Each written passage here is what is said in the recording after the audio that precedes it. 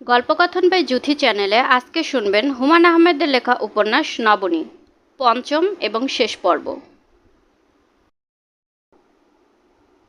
আমাকে দেখে বাড়িতে একটা হইচই পড়ে গেল।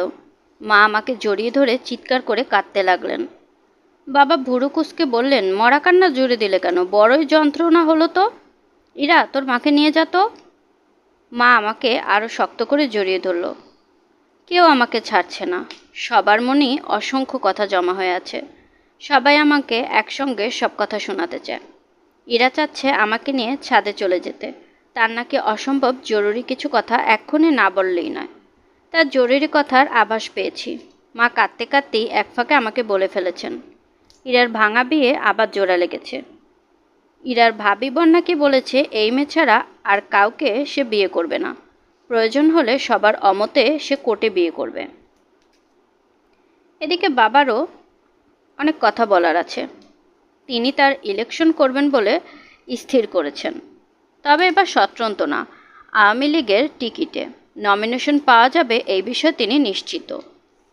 বুঝলি নবনী, ময়মনসিংহের শেখ কুদ্দুস সাহেব আছেন অ্যাডভোকেট।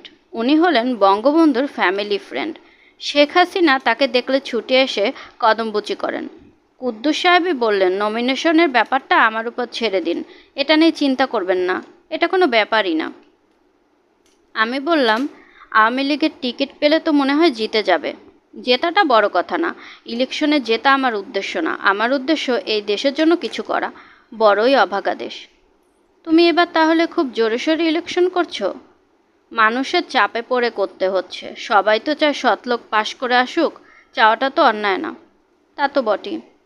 এদিকে তোর মামা চিঠি লিখেছে আমি যেন ইলেকশন ফিলেকশন নিয়ে মাথা না ঘামাই। কঠিন ভাষায় লেখা চিঠি। আশ্চর্য কথা, আমি কি করব না না করব এটা বাইরের একজন লোক এসে বলে দেবে কেন? বড় মামা তো বাইরের কেউ না বাবা। অবশ্যই বাইরের। আর বাইরের না হলেও আমার স্বাধীন চিন্তায় তিনি হস্তক্ষেপ করতে পারেন না। ফার্মেসি থেকে এক পয়সা আয় হয় না। বিক্রি করে দিতে চাচ্ছি, বিক্রি করতে দেবে না। এই সম্পদগুলো আমার না তার, তাই তো বুঝলাম না। সবচেয়ে ভালো লাগছে ইরাকে দেখতে। সে খুব সুন্দর হয়েছে। মনে হচ্ছে এই 8 মাস এসে খানিকটা লম্বাও হয়েছে। ইরা ক্রমাগত কথা বলে যাচ্ছে। গা ধুতে বাথরুমে গিয়েছি, সে তোয়ালে হাতে বাইরে দাঁড়িয়ে কথা বলছে। এত কথাও থাকে একটা মানুষের পেটে। তার সব কথাই তার বিয়ে নিয়ে। সব নদী যেমন সমুদ্রে পড়ে, তার সব কথাই তেমনি বিয়েতে গিয়ে শেষ হয়। বুঝলে আপা, একদিন সন্ধ্যাবেলা ছাদে হাঁটছি, নতুন কাজের মেয়েটা এসে বলল, একটা লোক আসছে, আপনারে ডাকে। আমি তো অবাক, এই সন্ধ্যাবেলা আমাকে কে ডাকবে? নিচে নেমে আমার মাথায় আকাশ ভেঙে পড়ল। ও বসে আছে। ওটাকে ওটাকে তুমি বুঝতেই পারছো না? আমি তো স্তম্ভিত। বিয়ে তো ভেঙেই গেছে, এখন আমার সঙ্গে কি কথা? রাগও লাগছে। একদিকে দেখি বাবু আবার খুব সেজে গুজে এসেছে। গায়ে সেন্ট দিয়েছেন। সেন্টের গন্ধে চারদিক ভুরভুর করছে। আমি ভান করলাম যেন চিনতে পারছি না। বললাম, আপনি কাকে চাচ্ছেন? হি হি হি। স্যার যে ঘরে থাকতেন সেখানে দেখি নতুন একজনকে। অল্প বয়সী একটা ছেলে, ব্যাংকে চাকরি করে। একদিন তাকে দেখতে গেলাম। আপা বসুন, আপা বসুন বলে সে খুব খাতির যত্ন করলো। আমি বললাম, আপনার কাছে কি একটা বুড়ো কাক আসে? সে বিস্মিত হয়ে বলল, কাক আসবে কেন? আমি বললাম, এমনি বলেছি, ঠাট্টা করেছি। রাতে ঘুমের সময় খুব অসুবিধা হতে লাগলো। মা আমার সঙ্গে ঘুমোতে চান, ইরা কিছুতেই দিবে না। সে আমার সঙ্গে শোবে, অনেক রাত পর্যন্ত গল্প করবে। আমাকে চোখের পাতা এক করতে দিবে না। মা একদিন সুযোগ পেলেন। গভীর রাতে আমার চুলে বিলি কাটতে কাটতে বললেন, কোনো খবর আছে মারে? কী খবর জানতে চাও মা? নতুন কোনো খবর? খোকা খুকুর খবর? চুপ করো তো মা।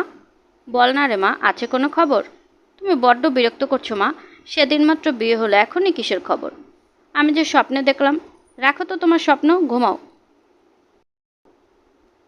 মা ক্লান্ত গলায় বললেন, তোর একটা খোকা খুকু হলে বেশ হয়।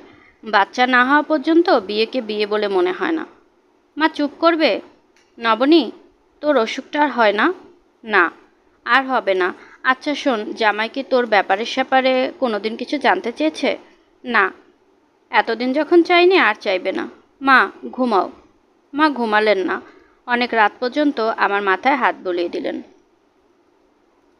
7 দিনের জন্য বাড়ি গিয়েছিলাম। 7 দিনের জায়গায় 10 দিন কাটিয়ে ফিরছি। রওনা হবার সময় মার কাছে একটা চিঠি লিখে গেছি। শর্ত হচ্ছে এই চিঠি মা ট্রেন ছাড়ার আগে পড়তে পারবে না।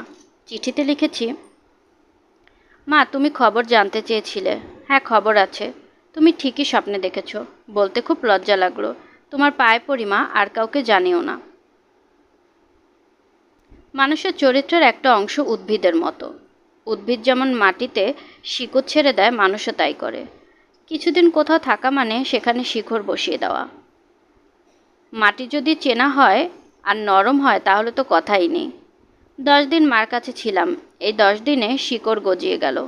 সেখান থেকে উঠে আসা মানে শিকড় ছেড়ে উঠে আসা। কি তীব্র কষ্ট! পুরুষরাই কষ্টের স্বরূপ জানে না। এই কষ্ট আরও অনেক কষ্টের মতো একান্তই মেয়েদের কষ্ট। আমি এসেছি একা। অন্তু আমাকে নিয়ে আসার কথা ছিল। সে হঠাৎ জ্বরে পড়ায় তাকে রেখে এসেছি। বাবা তার একজন চেনা লোককে বলে দিয়েছিলেন, তিনিও ঢাকা আসছেন। ভদ্রলোক আমাকে একেবারে বাসার দরজার সামনে নামিয়ে দিলেন। আমি বললাম, চাচা আপনাকে অনেক ধন্যবাদ, এখন আপনি চলে যান। উনি বললেন, মা তুমি দরজা খুলে ভেতরে ঢোকো, তারপর যাব। কড়া নাড়তেই নোমার মুখে ভদ্রলোকের দিকে তাকিয়ে রইল। আমি ভদ্রতা করে বললাম, আপনি কি ভেতরে এসে বসবেন, চা খেয়ে যাবেন?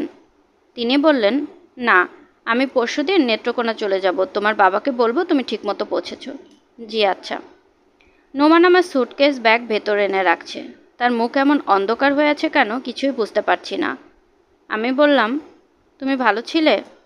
সে বলল, হ্যাঁ, 7 দিনের জায়গায় 10 দিন থেকে এলাম। রাগ করনি তো? তারা কিছুতেই ছাড়বে না। অতীতপুর থেকে আমার ছোটো খালা এসেছিলেন। উনি আবার একদিনের জন্য অতীতপুর নিয়ে গেলেন। মদিনাকে আনলে না? ও আসলো না। ওর নাকি এখানে থাকতে ভালো লাগে না। ভালো লাগালাগির কী আছে, থাকবে, বেতন পাবে। তুমি এমন রেগে আছো কেন? রেগে আছি কোথায়? চোখ মুখ শক্ত করে আছো। জ্বরটর না তো? দেখি কাছে আসো তো। ও কাছে এলো না, ভুরু কুঁচকে তাকিয়ে রইল। আমি বললাম, চা খেতে ইচ্ছে হচ্ছে, চুলার কাছে যেতে ভালো লাগছে না, ফ্লাক্সে করে একটু চা এনে দেবে? সে কিছু না বলে ফ্লাক্স হাতে বের হয়ে গেল। আমার কাছে সব কেমন যেন অন্যরকম মনে হতে লাগলো। ঘরের সাজসজ্জাও পাল্টানো। খাটটা জানালার কাছ থেকে সরিয়ে নেওয়া হয়েছে। জানালার কাছে এখন 2টি বেতের চেয়ার। ড্রেসিং টেবিলটার জন্য ঢাকনি বানানো হয়েছে। কোনো জানালার আগে পর্দা ছিল না, পর্দার প্রয়োজনও ছিল না। বাইরে থেকে কিছুই দেখা যেত না। এখন দেখি সবকটা জানালায় বেগুনি রঙের পর্দা। এমনকি বাথরুমের জানালায় পর্দা ঝুলছে। সবচেয়ে যে আশ্চর্যের ব্যাপার, মাথার উপর ফ্যান ঘুরছে। ও ফ্যান কিনেছে, শুধু ফ্যান না, ওয়ার্ড্রোবের উপর একটা ক্যাসেট প্লেয়ার। নোমান চা নিয়ে ফিরে এলো, চায়ের সঙ্গে গরম জিলিপি। আমি দেখলাম তার মুখের কঠিন ভাবটা আর নেই।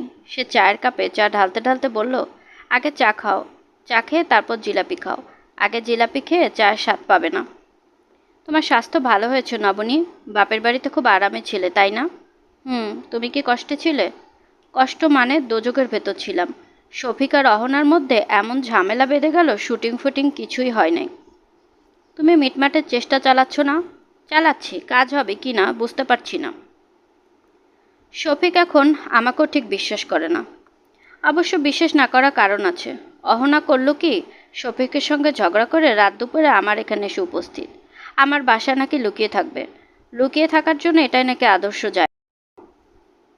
শফিক সব জায়গায় খুঁজবে, এইখানে নাকি খুঁজবে না। তুমি রাজি হলে? রাজি না হয়ে উপায় আছে? অহনাকে তুমি এখনও চিনলে না? কদিন ছিল? 2 রাত ছিল।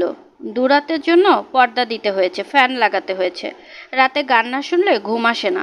শেষে একটা ক্যাসেট প্লেয়ার কিনে আনতে হলো। অহনা টাকা দিল। এতটুকু একটা জিনিসের দাম নিয়েছে 9,000 টাকা। গান শুনবে নবনী? শুনবো। নোমান খুশি মনে ক্যাসেট চালু করে দিল। নিচু গলায় গান হতে লাগলো। আমি কেবলই স্বপন করেছি বপন বাতাসে, তাই আকাশ কুসুম করিনু চয়ন হতাশে। নবনী, কি? অহনার সঙ্গে থেকে আমারও বিশ্রী অভ্যাস হয়ে গেছে। রাতে গান না শুনলে ঘুম আসে না। এইসব বড়লোকি অভ্যাস কি আর আমাদের মতো গরিবের পোষায়? অহনা যে তোমার এখানে ছিলেন শফিক সাহেব টের পাননি? পাগল, কোত্থেকে টের পাবে? শফিক চলে পাতায় পাতায়, অহনা চলে শিরায় শিরায়। তবে 2 রাত ছিল বলে রক্ষা। এর চেয়ে বেশি থাকলে ধরা পড়ে যেত। থার্ড নাইটে রাত 1টার সময় শফিক এসে উপস্থিত। অহনার একটা খোঁজ নাকি পাওয়া গেছে, আমাকে নিয়ে যাবে। আমি মনে মনে বলি, আল্লাহ রক্ষা করেছে। এখন উনি কোথায় আছেন? জানি না কোথায়। আমি জানি না, শফিকও জানে না। তবে শফিকের বোধহয় ধারণা হয়েছে আমি জানি, তার কাছে লুকাচ্ছি। রাতে খাবার জন্য ভাত রাঁধতে বসেছি। নোমান পাশে এসে বসলো, নরম গলায় বলল, জার্নি করে এসেছো, এখন চুলা কাছে বসতে হবে। চলো কোথাও বাইরে গিয়ে খেয়ে আসি। চাইনিজ খাবার আমার অসহ্য লাগে, তবু চলো যাই। আমরা বাইরে খেতে গেলাম। ও খাবারের মেনু অনেকক্ষণ চোখের সামনে ধরে রেখে বলল, শালার দাম কি রেখেছে! খেয়ে না খেয়ে দাম। এক বাটি স্যুপ, তার দাম 120 টাকা। পানি ছাড়া এর মধ্যে কি আছে? নবনী, চলো এক কাজ করি, এক বাটি স্যুপ খেয়ে চলে যাই। টাকা পয়সা এখন খুব সাবধানে খরচ করতে হবে। আমার ধারণা শফিক আমার চাকরি নট করে দেবে, গেট আউট করে দেবে। নোমান চিন্তিত মুখে স্যুপ খাচ্ছে। আমার খুব মায়া লাগছে। আহা বেচারা, শুধু স্যুপে কি তার পেট ভরবে? নবনী, কি? অচেনা একটা লোককে নিয়ে বাসায় এসেছিলে, রাগে আমার গা জ্বলে গেছে। ওই দিন অফিসে এক লোক এসে উপস্থিত। তোমাদের ওদিকে বাড়ি, তোমাদের সবাইকে চেনে। আমি যত্ন করে বসিয়েছি, চা খাইছি, তারপর বেটা বলে কি, নবনী প্রথম পক্ষের সন্তানটি কি আপনার সঙ্গে থাকে? তুমি কি বললে? আমি তো হতবম্ব। শফিক আমার সঙ্গে ছিল, সে বলল, হ্যাঁ ওর সঙ্গেই থাকে। কেন, দেখা করতে চান? শুধু যে এই একজন তা না, আগেও আরেকজন এসেছে, আমাকে পাই নাই। অফিসের লোকজনদের সঙ্গে গল্প করে গেছে, বিশ্রী সব কথাবার্তা। আমি চুপ করে আছি। নোমান বলল, স্যুপ খেয়ে খিদে আরও বেড়ে গেল। এ কি যন্ত্রণা বলো দেখি, একটা ফ্রাইড চিকেন নিয়ে নেই? না। নবনী, তুমি আগের চেয়ে আরও সুন্দর হয়েছ। এত সুন্দরী বউ পাশে নিয়ে হাঁটাহাঁটি করতে অস্বস্তি লাগে। লোকে এমনভাবে তাকাচ্ছে যেন আমি তোমাদের বাড়ির দারোয়ান। তুমি বাইরে বেরোবার সময় সাজগোজ একেবারেই করবে না। আচ্ছা যাও, করব না। এত ভালো লাগছে তোমাকে দেখে। আমি বললাম, আমাকে দেখে এত ভালো লাগছে, তাহলে আমাকে দেখে মুখটা এমন কালো করে ফেলেছিলে কেন? মন মেজাজ অসম্ভব খারাপ। শফিক চাকরি থেকে ছাড়িয়ে দিলে খাবো কি? একা থাকলে অসুবিধা ছিল না, এখন আমরা দুজন। আমি চাপা গলায় বললাম, বাড়তেও তো পারে, কিছুদিন পর হয় দেখা যাবে 3জন। নোমান বলল, হ্যাঁ তা তো হবেই। চাকরি চলে গেলে তো ভিক্ষা করা ছাড়া উপায় থাকবে না। ভিক্ষা করতে হলে করবে, এই দেশে ভিক্ষা করা এমন কিছু অন্যায় না। সবাই ভিক্ষা করছে, আমরাও না হয় করব। তুমি এখন আরাম করে খাও তো, শুধু শুধু চিকেন খাবে কি? কিছু ভাত নাও। নোমান হাসি মুখে বলল, যা থাকে কপালে, চলো খাই। খাওয়া দাওয়ার পর আইসক্রিম খাবো। আইসক্রিম খেতে ইচ্ছে করছে। যাহা 52 তাহা 53, খরচ হচ্ছে যখন হোক। রাতে দুজন ঘুমোতে গেছি। নোমান গান দিয়ে দিয়েছে। আমি বললাম, গান থাক, এসো তোমাকে দারুণ একটা খবর দিই। কি খবর? দিচ্ছি, এত তাড়া কিসের? তুমি আগে আমাকে একটু আদর করো, তারপর খবর শুনবে। আচ্ছা, আমি যে কিছুদিন পাগল ছিলাম তা কি তুমি জানো? জানবো না কেন, জানি। কে বলেছে? অহনা বলেছে। উনি কিভাবে জানেন? অহনা সব জানে। তোমার সঙ্গে যখন বিয়ে ঠিক হলো তখনই সব খোঁজখবর করেছে। তারপর বলেছে মেয়েটা বেশ কিছুদিন মাথা খারাপ অবস্থায় ছিল, এখন সুস্থ, তুমি বিয়ে করতে পারো। ভালো মেয়ে, বেশ ভালো। আমি কঠিন গলায় বললাম, তিনি অনুমতি দিলেন, তারপর তুমি বিয়ে করলে? নোমান জবাব দিল না। আমি ওর গায়ে হাত দিয়ে দেখি সে ঘুমিয়ে পড়েছে, তৃপ্তির ঘুম। ক্রিং ক্রিং করে কলিং বেল বাজছে। আমাদের বাসায় তো কলিং বেল ছিল না। কলিং বেল কোত্থেকে এলো? নতুন কলিং বেল লাগিয়েছে নাকি? আমি অবাক হয়ে দরজা খুললাম। কে এসেছে সেটা দেখার চেয়ে কলিং বেলটা দেখার জন্য আমার আগ্রহ বেশি। দরজা খুলে দেখি শফিক সাহেব দাঁড়িয়ে আছেন। আজও তার গায়ে নীল হাফ শার্ট। তিনি কি নীল রঙের শার্ট ছাড়া আর কিছু পরেন না? তিনি চোখের সানগ্লাস খুলতে খুলতে বললেন, কেমন আছো নবনী? আমি বললাম, ভালো। কর্তা কোথায়? ও বাজারে গেছে, কাঁচা বাজারে। আমি কি অপেক্ষা করব তার জন্য? জি বসুন, ওর আসতে মনে হয় দেরি হবে, হেঁটে গেছে, হেঁটে ফিরবে। শফিক সাহেব ঘরে ঢুকতে ঢুকতে বললেন, হোক একটু দেরি, এই ফাঁকে আমি বরং তোমার হাতে 1 কাপ চা খাই। নোমানের এই পৃথিবীতে তোমার চেয়ে ভালো চা আর কেউ বানাতে পারে না। তিনি সহজ স্বাভাবিক ভঙ্গিতে ঘরে ঢুকলেন, বসলেন বারান্দায়। আমি বললাম, আপনি ভেতরে গিয়ে বসুন, বারান্দায় বসেছেন কেন? কারো শোবার ঘরে ঢুকতে ভালো লাগে না। শোবার ঘর হচ্ছে খুবই ব্যক্তিগত ব্যাপার। বাইরের লোকে সেখানে প্রবেশাধিকার থাকা উচিত না। তোমাদের বারান্দাটা সুন্দর। আমি চা বানিয়ে দিয়েছি। একটু অস্বস্তি লাগছে, কারণ শুধু চা দিতে হয়েছে, ঘরে কিচ্ছু নেই। একটা কিছু থাকলে ভালো হতো। আমি দেখেছি খুব যারা বড়লোক তারা সাধারণ খাবারে বেশ আগ্রহ করে খায়।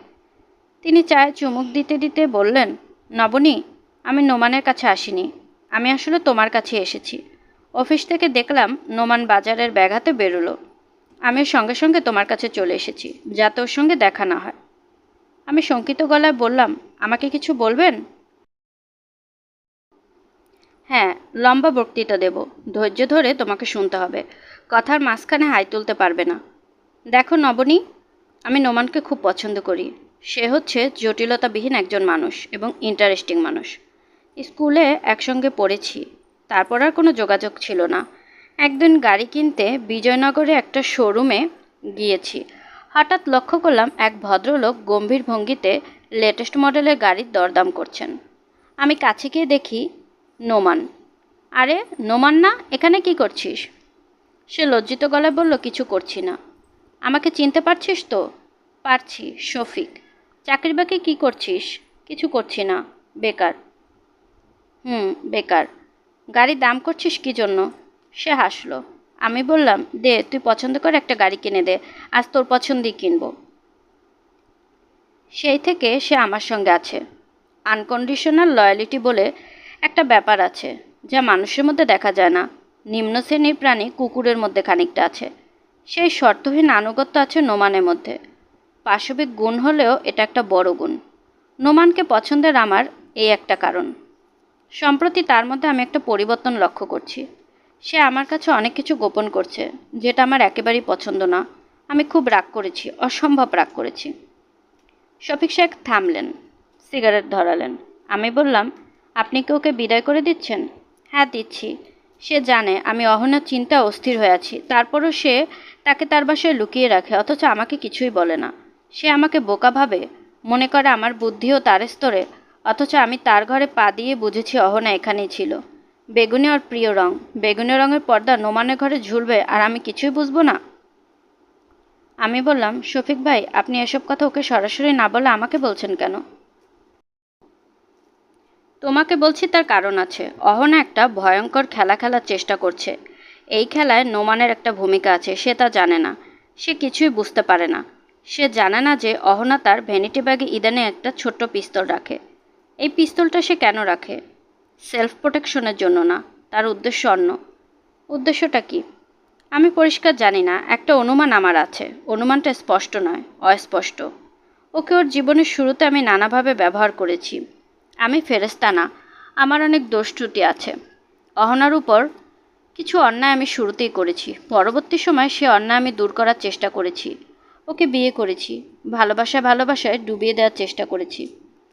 তুমি বোধহয় জানো না, আমার যাবতীয় বিষয় সম্পত্তি ওর নামে লিখে দেওয়া হয়েছে। সবটা অবশ্য ভালোবাসা থেকে করা না, ট্যাক্স ফাঁকি দেওয়ার একটা উদ্দেশ্য। বুঝলেন নবনী, অহনা হচ্ছে পারদের মতো। যত তাকে ধরতে যাওয়া যায় ততই সে পিছলে যায়। আঙুলের ফাঁক দিয়ে সহস্র খণ্ড হয়ে ঝরে পড়ে। আমি অঞ্জলি পেতেই তাকে ধরতে চেয়েছিলাম, সম্ভব হলো না।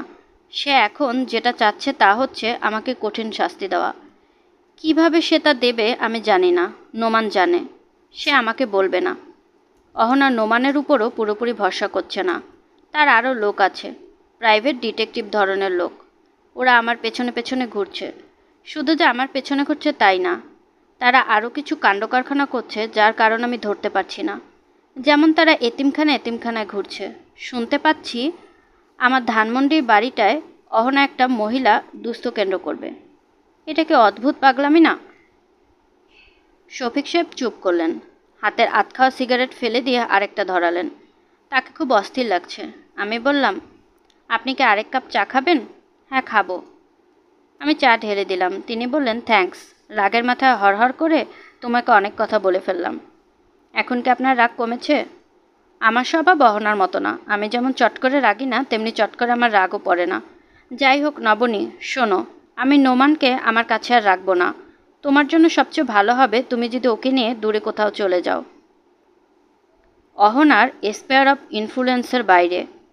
আমি কিছু টাকা পয়সা দিয়ে দেবো যাতে ও ছোটোখাটো ব্যবসা ট্যাবসা করে খেতে পারে। শফিক সাহেব উঠে দাঁড়ালেন। আমি বললাম, আমি কি নোমানকে আপনার সিদ্ধান্তের কথা আজই বলবো? না, আজ না, আমার ছবির অল্প কিছু কাজ বাকি আছে, কাজটা শেষ হোক, তারপর বলবে। নবনী, যাই। ভালো কথা, তোমার যে ছবি তুলেছিলাম সেই ছবি খুব সুন্দর এসেছে, আমি বাঁধিয়ে রেখেছি, আর সন্ধ্যায় পাঠিয়ে দেব। আরেকটা কথা, অহনা এখন আমার বাসায়, কাল তাকে নিয়ে শুটিংয়ে যাব। নোমানকে বলবে সেও যেন যায়, এবং আমি চাচ্ছি তুমিও থাকো। ছবি শেষ করাটা আমার জন্য খুব জরুরি। এই জীবনে আমি কোনো কাজে আধাআধি করে রাখিনি। তোমার চা খুব ভালো হয়েছে। Many many thanks. যাই বলেও শফিক সাহেব দাঁড়িয়ে রইলেন। মনে হচ্ছে এতগুলি কথা বলা তার ইচ্ছা ছিল না, বলার পর বিব্রত বোধ করছেন। আমার স্তরের একটি মেয়েকে তার এত কথা বলার প্রয়োজনও নেই। তিনি ইতস্তত করে বললেন, নবনী, একটা শেষ কথা না বললে তুমি অহনাকে ভুল বুঝতে পারো। তুমি ভাবতে পারো অহনা বোধহয় পিস্তল নিয়ে ঘুরছে আমাকে মারার জন্য। আমি এরকম কিছু ভাবছি না। না বাবাই ঠিক, ঘৃণা থেকেও ভালোবাসা জন্মায়। আমার প্রতি ওর যে প্রবল ভালোবাসা, তা উঠে এসেছে ঘৃণা থেকে। সমস্যা এইখানেই। এই পৃথিবীতে দুই ধরনের মানুষ খুন হয়, প্রবল ঘৃণার মানুষ এবং প্রচণ্ড ভালোবাসার মানুষ। কাজেই অহনা যদি আমাকে মেরেও ফেলে তাতে অবাক হওয়ার কিছু থাকবে না। আমি ভয়ে ভয়ে বললাম, উল্টোটাও তো হতে পারে। তিনি তৎক্ষণাৎ বললেন, হতে পারে, অবশ্যই হতে পারে। নোমান বলেছিল ছবির শুটিং খুবই বিরক্তিকর। আমি দেখছি ব্যাপারটা মোটেই সেরকম না। আমার বিরক্তি তো লাগছেই না, বরং মজা লাগছে। আমি ছবির কিছুই জানি না, তবু বুঝতে পারছি শফিক সাহেব ছবির কাজ খুব ভালোভাবেই বোঝেন। একেবারে এলাহি কারবার। দিনের বেলা কাজ হচ্ছে, অথচ মাঠের মাঝখানে মাঝখানে লাইট জ্বলছে। বড় বড় রাংতা মোড়া বোর্ড হাতে লোকজন ছোটাছুটি করছে। এই বোর্ডগুলো রিফ্লেক্টর। ক্যামেরাম্যান একজন বিদেশি, কলিংস বোধহয় নাম। অসীম ধৈর্য এই সাহেবের। ঝাঁঝা রোদে ঘন্টার পর ঘন্টা মূর্তির মতো দাঁড়িয়ে আছে। সারাদিন ধরে একটা দৃশ্য হচ্ছে। জাহেদা ছুটতে ছুটতে বনে ঢুকে গেল। শফিক সাহেব বললেন, দৃশ্যটা এমনভাবে নিতে হবে যেন দর্শকের মনে ভয়ের ছাপ পড়ে। মেয়েটা যখন দৌড়ে যাবে তখন মাঠে কয়েকটা ছাগল থাকবে। মেয়েটা যাওয়া দেখে ছাগলগুলো উল্টো দিকে ছুটতে থাকবে। এতে দৃশ্যটির অন্যরকম হয়ে যাবে। মেয়েটা যখন বনে ঢুকবে তখন বনের পাখিরা কিসকিস করে উঠবে। এতে ভয়টা আরও বাড়বে। ওনার কথাগুলো আমার ভালো লাগলো। বলতে ইচ্ছে করলো, বাহ, বেশ তো। অহনা অভিনয় করছে এত সুন্দর। ছাগলগুলো যখন তাকে দেখে ছুটছে তখন সে এক পলকের জন্য দাঁড়িয়ে পড়ল, তাকালো ছাগলগুলোর দিকে, তারপর আবার ছুটতে শুরু করলো। দাঁড়ানোর কথা শফিক সাহেব বলেননি, এটা সে নিজ থেকে করেছে। শফিক বললেন, তোমার দাঁড়িয়ে পড়াটা খুব সুন্দর হয়েছে, ওয়ান্ডারফুল। ক্যামেরাম্যান সাহেব বললেন, ওয়েল ডান। অহনা হাসতে হাসতে বলল, থ্যাঙ্কস। শফিক বললেন, আজকের মতো প্যাক আপ। কাল সকাল থেকে আবার শুটিং। আশা করছি কাল দিনের মধ্যে শেষ করে ফেলব। অহনা বললেন, আমি যে আরও খানিকক্ষণ কাজ করতে রাজি আছি। আমার কাজ করতে খুব ভালো লাগছে আজ। শফিক বললেন, আজ থাক, আমি টায়ার্ড। কলিংসের দিকে তাকিয়ে দেখো, রোদে টমেটোর মতো লাল হয়ে গেছে। নোমান বেচারাও টায়ার্ড, ছাগলের পেছনে দৌড়ে দৌড়ে তার অবস্থা কাহিল। এসো, নৌকায় বসে সবাই চা খাই। অহনা বললেন, চলো যাই। শফিক বললেন, আজ চাঁদনি আছে, রাতে খাবার পর আমরা কিছুক্ষণ নৌকা করে ঘুরবো, কি বলো অহনা? আচ্ছা, যাও, ঘুরবো। রাতের নৌকায় গানের আসর হবে। অহনা, দুই একটা গান কি আজ আমাদের শোনাবে? অহনা হাসতে হাসতে বললেন, খুব ভালো মতো অনুরোধ করলে শোনাতেও পারি। অনুরোধ মানে? তুমি চাইলে আমি সবার সামনে দূর থেকে কোলিং করে এসে তোমার পায়ে ধরতে পারি। শফিক হাসছেন, অহনা হাসছেন। কে বলবে এদের মধ্যে কোনো সমস্যা আছে? এদের হাসি কৃত্রিম নয়, সহজ সরল হাসি। এই হাসির উৎস ভালোবাসা, অন্য কিছু নেই। সে ভালোবাসার জন্ম যদি ঘৃণাতে হয় তাতে কিছু যায় আসে না। রাতে অনেকক্ষণ গান হলো। নৌকা ঘাটে বাঁধা, বেশ বড় নৌকা, ছাদ খোলা, পাটাতনে তিরপল বিছিয়ে দেওয়া হয়েছে। আমরা চারজন শুধু আছি। সাহেব গান শুনতে আসেননি।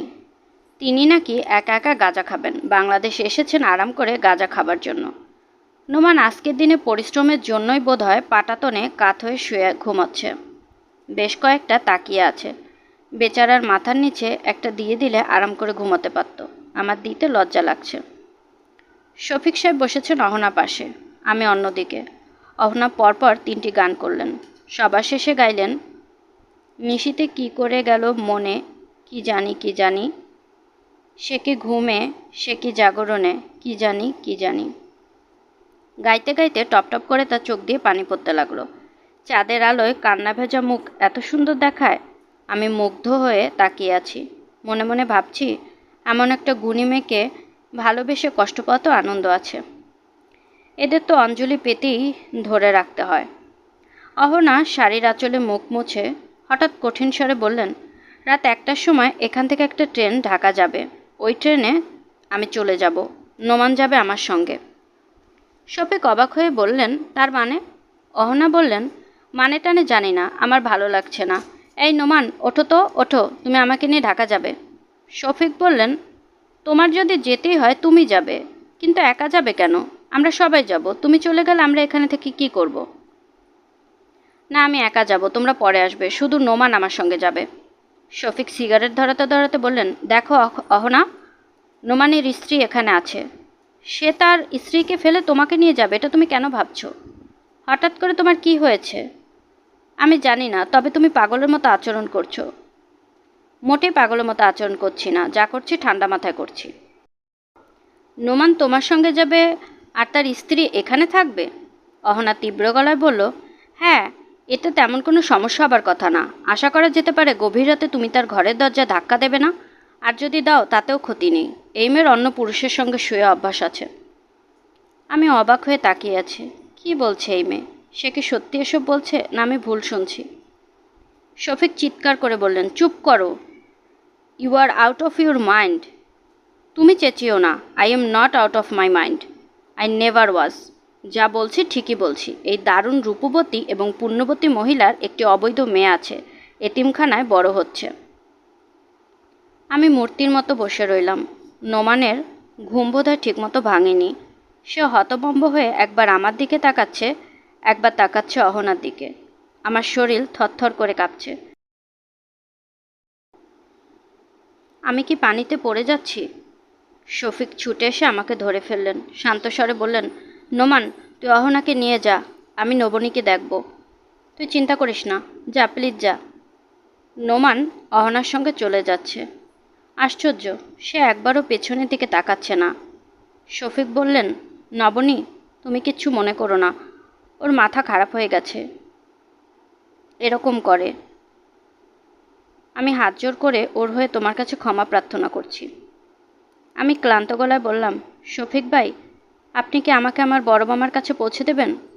অবশ্যই দেব। তুমি যেখানে আমাকে নিতে বলবে আমি সেখানেই তোমাকে নিয়ে যাব। অহনার ব্যবহারে আমি যে কী পরিমাণ লজ্জিত তা তোমাকে বলে বোঝাতে পারবো না। আপনার লজ্জিত হবার কিছুই নেই। আমি দীর্ঘদিন মানসিকভাবে অসুস্থ ছিলাম। আমার জীবনের একটা অংশ আমার কাছে অস্পষ্ট। আমার ধারণা অহনা ভাবি সত্যি কথাই বলছেন।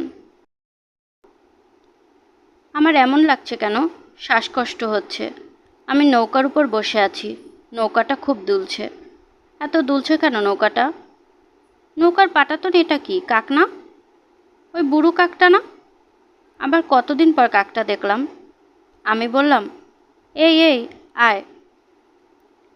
তলপেটে তীব্র ব্যথা হচ্ছে। আমার শরীরে একটা শিশু বাস করছে। ওর কোনো ক্ষতি হচ্ছে না তো? ও ভালো থাকবে তো? প্রচণ্ড মানসিক যন্ত্রণায় নাকি আপনা আপনি অ্যাবর্শন হয়ে যায়। এটা যেন না হয়। সব কিছুর বিনিময়ে আমি তার মঙ্গল চাই। নবনী, তোমার কি খারাপ লাগছে? এক কাজ করো, এই পাটাতনে শুয়ে পড়ো, তাকিয়াটা মাথার নিচে দাও। শফিক ভাইয়ের কথা খুব অস্পষ্ট শোনাচ্ছে। তিনি আমাকে শুইয়ে দিলেন। চাঁদটা এখন ঠিক আমার চোখের উপর। চাঁদের আলো এত তীব্র হয়, আমার চোখ ঝলসে যাচ্ছে। নদী থেকে পানি নিয়ে তিনি আমার মুখে চোখে দিচ্ছেন। শান্তি শান্তি লাগছে। নদীর পানি এত ঠান্ডা। নবনী, শোনো, হাঁ করে নিঃশ্বাস নাও। হাঁ করে নিঃশ্বাস নিলে ভালো লাগবে। আমি নিজের জন্য না, আমার বাচ্চাটির জন্য হাঁ করে নিঃশ্বাস নিচ্ছি। এই পৃথিবীতে তাকে আসতেই হবে। আমার ঘুম ঘুম পাচ্ছে। আমি প্রায় ফিসফিস করে বললাম, শফিক ভাই, আমার পেটে 3 মাসের একটা শিশু আছে। আমার কেন জানি মনে হচ্ছে অ্যাবর্শন হয়ে যাবে। প্রচণ্ড ব্যথা হচ্ছে। তুমি নড়বে না, যেভাবে আছো সেভাবেই শুয়ে থাকো, একটুও নড়বে না। তিনি দৌড়ে চলে যাচ্ছেন। একটু বাতাস নেই। তারপরও নৌকাটা এত দুলছে কেন? মনে হচ্ছে আমি গড়িয়ে পানিতে পড়ে যাব। নৌকার পাটাতনে বুড়ো কাকটা গুটি গুটি পায়ে আসছে আমার দিকে। আমি বললাম, এই যা যা। কাউকে এখন আমার কাছে আসতে দেওয়া যাবে না। নিজেকে রক্ষা করতে হবে। শিশুটির জন্যই নিজেকে রক্ষা করতে হবে। ঘুমে চোখ জড়িয়ে আসছে। আধো ঘুম আধো জাগরণে বুঝতে পারছি আমার শরীরের ভেতরে ঘুমিয়ে থাকা শিশুটির রক্ষা করার জন্য যে প্রচণ্ড তাগিদ অনুভব করছি, এরকম তাগিদ আগেও একবার অনুভব করেছিলাম। আমার আজকের অনুভূতি নতুন না। আরও একবার জীবন বাজি রেখেছিলাম একটি শিশুর জন্য। অস্পষ্ট ধোঁয়ার মতো স্মৃতি, গাঢ় কুয়াশায় ঢাকা। বড় মামা আমাকে নিয়ে অনেক দূরে কোথাও চলে গিয়েছিলেন, যেন কেউ আমার খোঁজ না জানে। মামা কেন এই কাণ্ডটি করেছিলেন এখন স্পষ্ট হচ্ছে। কেমন আছে আমার ওই বাচ্চাটা? কত বড় হয়েছে? ও কি ওর বাবার মতো হয়েছে? পরিচয়হীনা ওই মেয়েটির মাথায় ভালোবাসার মঙ্গলময় হাত কি কেউ ফেলবে না? চাঁদটা মনে হচ্ছে আকাশ থেকে নেমে আসছে। কি তীব্র তার আলো! চাঁদের আলোয় কাকটার একটা দীর্ঘ ছায়া পড়েছে। রক্তে আমার শাড়ি ভিজে যাচ্ছে। এত রক্ত মানুষের শরীরে থাকে? পায়ের শব্দ পাওয়া যাচ্ছে, অনেক পায়ের শব্দ। নোমান কে আসছে? সে যদি আসে তাহলে তাকে একটা কথা বলে যেতে চাই। কথাগুলি বলার মতো শক্তি আমার থাকবে তো? আমি বলবো, এই দেখো আমি মরে যাচ্ছি। যে মানুষ মরে যাচ্ছে তার উপর কোনো রাগ, কোনো ঘেন্না থাকা উচিত না। আমি অনেক কাল আগে একটা মানুষকে যেভাবে ভালোবেসেছিলাম, তোমাকেও ঠিক সেভাবেই ভালোবেসেছি। ভালোবাসার দাবি আছে, সেই দাবি খুব কঠিন দাবি। ভালোবাসার সেই দাবি নিয়ে তোমার কাছে হাত জোর করছি। আমার একটা মেয়ে আছে, কোন একটা এতিমখানায় বড় হচ্ছে। তুমি কি ওকে তোমার কাছে এনে রাখবে? প্রথমে হয়তো তাকে ভালোবাসতে পারবে না, কিছুদিন পর অবশ্যই পারবে। ও তো আমারই একটা অংশ। আমি তো তোমাকে ভালোবেসেছি। একখণ্ড বিশাল মেঘ চাঁদটাকে ঢেকে দিয়েছে। চাঁদের আলো এখন আর চোখে লাগছে না। চারদিক কি সুন্দর লাগছে, কি অসহ্য সুন্দর। হতাশা, গ্লানি, দুঃখ, বঞ্চনা পৃথিবীকে এত সুন্দর করে বানানোর কি প্রয়োজন ছিল কে জানে। শুনছিলেন হুমায়ূন আহমেদের লেখা উপন্যাস নবনী, পঞ্চম এবং শেষ পর্ব।